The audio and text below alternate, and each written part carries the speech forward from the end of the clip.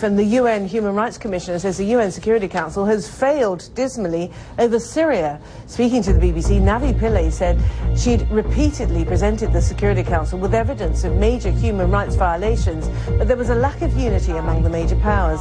She said it shouldn't take the killing of hundreds of thousands of people to shake the UN into action.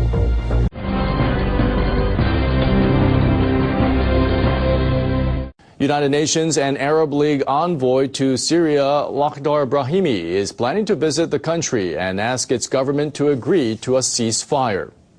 A Syrian government official told NHK that Brahimi will visit Damascus on Saturday. He will likely meet Foreign Minister Walid al-Mualem and possibly President Bashar al-Assad.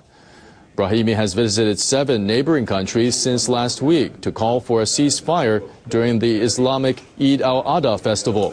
The religious holidays begins on October 26th. Syrian foreign ministry officials conveyed their willingness to consider the plan. Sources close to the opposition forces say that the rebels will support a ceasefire once government forces stop attacking. The envoy is likely to explain a new mediation plan involving the dispatch of UN peacekeeping forces once the two sides achieve a truce.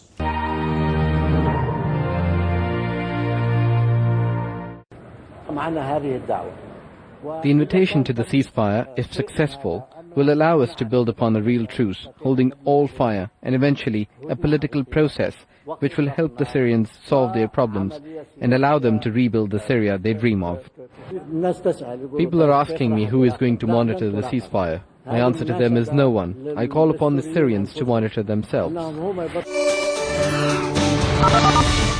One survivor says it was an attack beyond description. Syrian warplanes hammered a small town in Idlib province Thursday, killing at least 25 people, many of them women and children. Activists say it happened in Marat Numan, a strategically important town seized by rebel fighters just last week. One activist tells CNN some of the victims were burned beyond recognition. Many were buried in the rubble.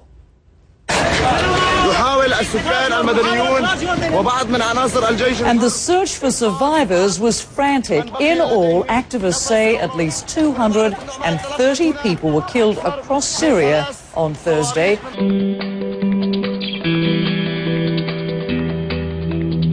An estimated 30,000 people have been killed since March 2011 in Syria, and human rights groups say a further 28,000 have disappeared during the conflict, abducted by soldiers or militia.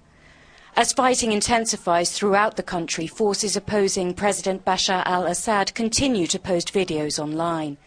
This footage shows people being pulled from rubble, purportedly in Kafr Nabul, a village in the north. The United Nations says that 340,000 people, mainly women and children, have fled Syria to neighboring countries.